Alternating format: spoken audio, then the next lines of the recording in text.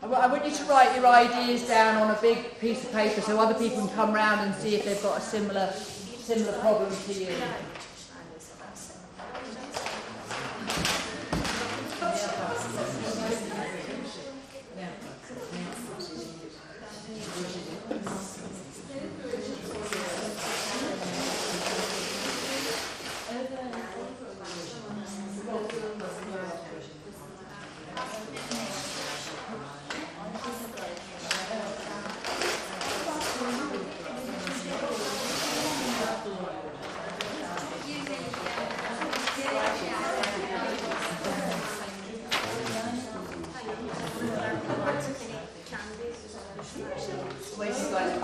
If I put that up there, can you put your ideas on there when you're done?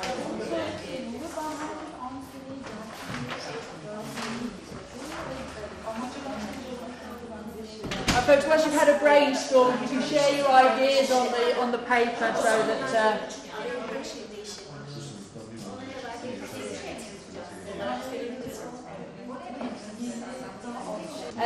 What I'd like to do, if we just have a spokesman for each sheet, look at where the ticks are and identify one or two of the key challenges. You don't go through all the most popular ones, but ones that we can actually do something about. So some of the challenges that you as individuals can't do anything about, okay? Or you might, some of them you might want to get evidence to make a case for, so you can think about it in that way. So there's ones about staff training, so you might actually want to do a piece of research that looks at what's the evidence that staff training has any impact. Which might be quite interesting. So have a look at your, I need a spokesman for each sheet, and to read out the ones that have been identified as most popular. And then I want you to then, I think if we had 3 different groups around the 3 key issues, okay, the most popular ones. And we'll start to plan it. So, can somebody read what have we got on here? Yeah, I'm coming. The most popular one, not eager to participate in the activities that aren't assessed. Okay. Okay, so students being strategic learners, right? Okay. The most popular one, this gets 6 ticks. Difficulty in engaging students to actively participate in learning environment. Okay, so that's the same as that one, yes. really. Okay, so what's your second favourite one? No motivation for reading. Okay, okay. And what's your second one? We have 2 actually. Both of them has 2 ticks. One is Googling doesn't mean research, and our students are not aware of this. Right, okay. The other one is, this is a current issue in Turkey. This has been an issue for about 10 years. Teaching in mother tongue or teaching in a foreign language. The universities, especially the foundation universities, their medium of teaching is English. Right. And this creates problems because especially the colleagues from other departments, from engineering faculty, from the faculty of economics, they think English teaching creates some gaps in their core knowledge of engineering or economics. Okay. And what do we have down on that one? Excellence of research faculty in training studies Islam. Okay, right, so lack of staff development support. Yes, okay. we wish a lot. Second one is adaptation of students admitted in mid-semester. Students somehow come mid-semester. Oh, okay. Right, and that was quite close to, there's another one similar to that where you had students at different levels, which might be a different issue or similar issue. Okay, so we've got things around students being strategic learners. We've got stuff around staff development, requiring training, so that would be much more of a literature sort of research project rather than a action research project. We've got what we call differentiated learning. How do we cope with different types of students all in one space? You know, whether they're at different levels or they're coming in and having missed introductory material. And then there's some other ones. So I want you to now think about which topic you would like to explore in more depth, okay, so you can move groups, all right? I'd like sort of 3 groups, so you might want to look at some of the ones that were lower down on the list there. I don't know what else we've got over on that one. Yeah, students of different levels, that's that same one. Oh yes, and the other one there, students not doing background reading. Okay, so think about the one that you'd like to explore now. And I don't know, does somebody want to take the lead on one of these problems? And then you can coalesce around a group. So does someone want to take a lead on this kind of idea of strategic learners? Don't all volunteer at once. You don't have to take the lead, you kind of just have to like get the group to coalesce around it. What was the other one? One was the sort of different levels within the cohort. Someone want to take a lead on that, and somebody want to take a lead on the need for academic development. I can do anywhere. Well, yeah, I even have a slide that tells you to move, because nobody likes moving. There you go. We mean with the leader groups form a group? Yes, I want you to form a group around the 3 different problems. So pick a problem that you're interested in and form a group around it.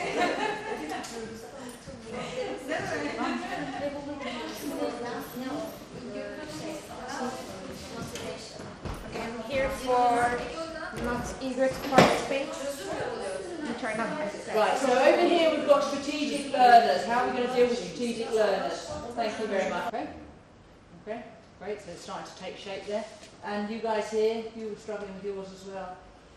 Did you move it anywhere, or is it still a work in progress? No way.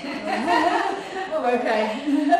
Right, folks, we'll just move on a little bit then. So, if you're trying to think about forming this in terms of a research question, this sort of PICO model, you might use this in your disciplines anyway if you do qualitative research, can be quite useful. So, what's the population? So there, that was quite nice because they were thinking about first years or MBAs, and you can actually then compare them.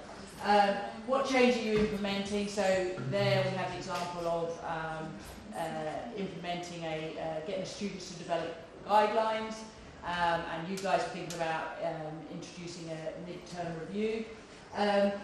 What are you using as your control or your baseline? So do you use historic data? Do you look at how students performed before, last year, before you had the implementation? Do you have 2 cohorts going in parallel? Or do you look at before you introduce the guidelines and after the guidelines? So, you know, and all of those methods have kind of methodological flaws in them. None of them are going to be completely perfect, and that's one of the challenges of any kind of qualitative scholarship research. So for yours, you know, if you introduce the guidelines halfway through and say, well, before and after, you tend to get a decline in behaviour anyway as the module goes on, so that wouldn't be a fair comparison. You know, you can compare with the previous year when you didn't, but then you'd have to have another year of measuring, you know, actually measuring how noisy the classrooms were, so you've got that evidence base. So there's lots of different challenges depending on what your comparatives are going to be. And then outcomes, right? So thinking about what is it you're expecting to see, what is it you're going to measure? Do you want to see improvements in students' marks? Do you want to see an improvements in attendance? An improvement in dropout rate or retention rate. So you need to think about what impact you're likely to have, so therefore what it is you're going to measure. You know, being aware of unexpected consequences. So the final step of this is and we're not really going to have time to get to this stage today, but if you want to take your thing forward in terms of doing a piece of scholarship or in terms of doing a bit of pedagogic research, create the question and critique it.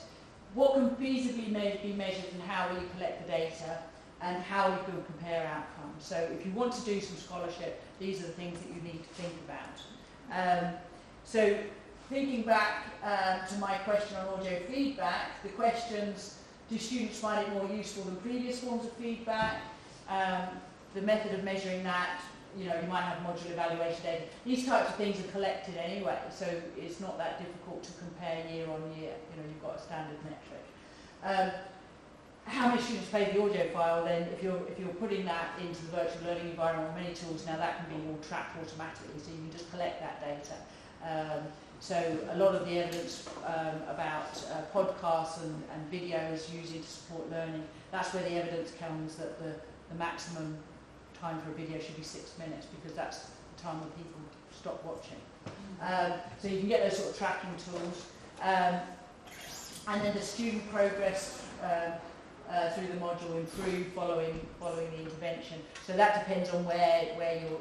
If you're giving them the audio feedback in this example halfway through, you can see what the final outcomes were. So there's lots of depending on the question and depending on what it is you want to measure, you need to think about your method. But if you're going down the line of scholarship and research, think about all the data that's readily available to you.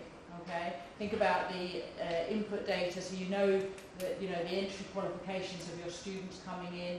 Maybe you know I don't know what entry qualifications you have here, but do students come onto your courses with having taken lots of different subjects before they come to university? So if I was teaching an engineering degree in England, students kind of come in with maths and further maths, or physics, or chemistry, or computing. They could have 3 of any of those range. So they would come in with different entry subjects as well as grades. So you've got all of that data to hand, as well as sort of demographic data.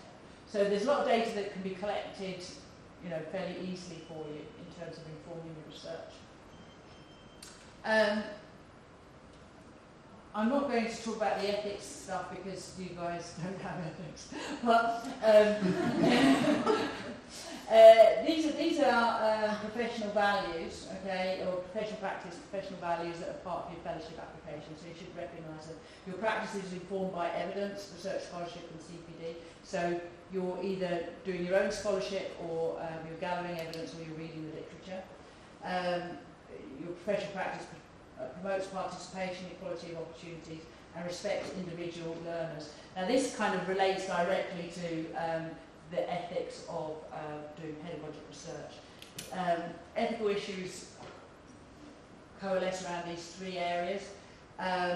If you're doing research with your students, it's good practice to give them the free choice to take part, and you need to feed back the results to them. So if we take your example there, obviously only the ones that want to take part in creating the guidelines need to do that.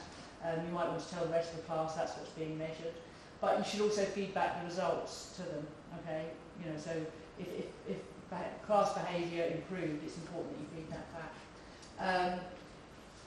Wellbeing and evidence that students will benefit from your piece of research. So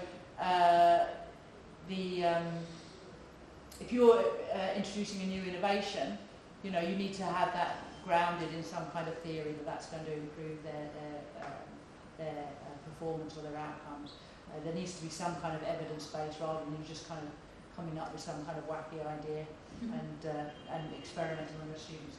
Most teaching doesn't really involve very many risks to the students. There might be, unless you're sharing personal information or what have you, but I don't think any of the studies we've looked at are really going there.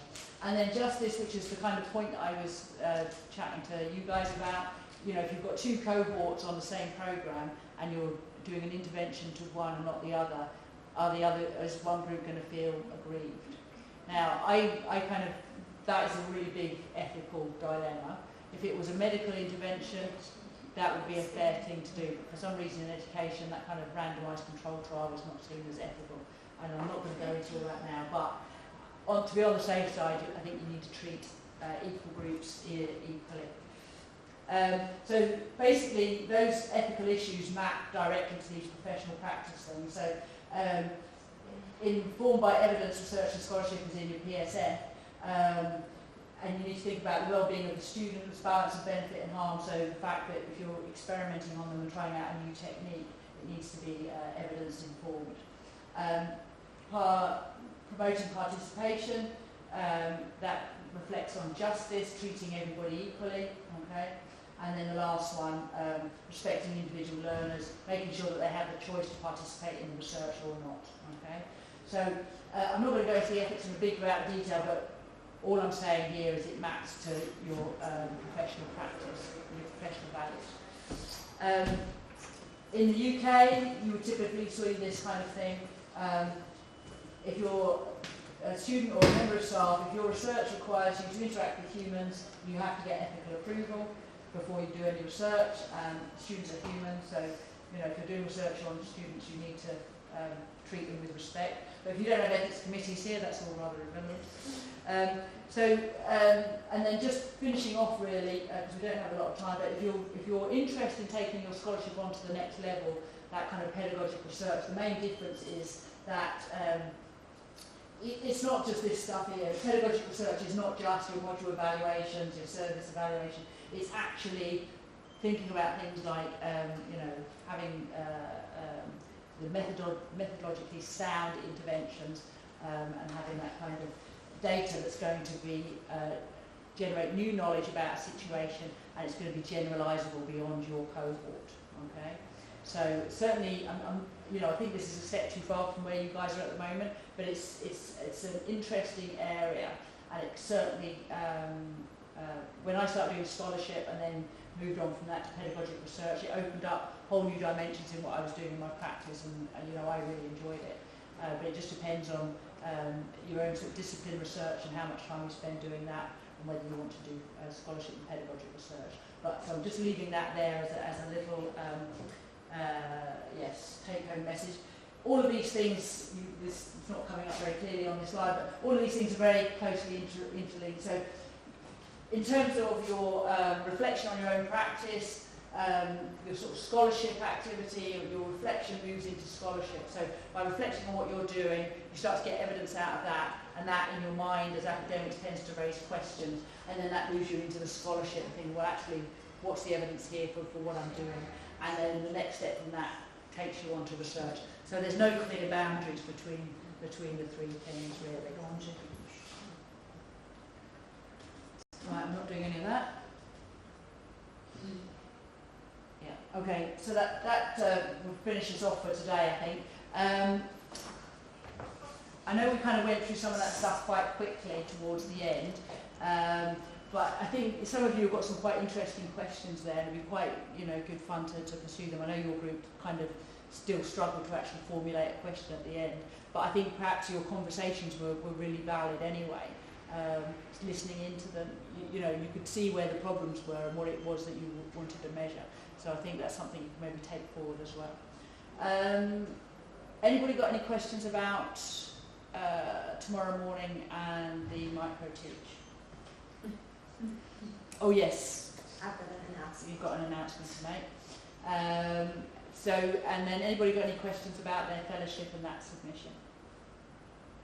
Right, okay. So at the moment there's 2 drop boxes on the virtual learning environment. One's for your HiQ, one's for if you want me to read any text before Friday. And if you want a PowerPoint slide for tomorrow, either email it to me or come in at prior to the class starting. All right, and I'll hand over to you. Thank you.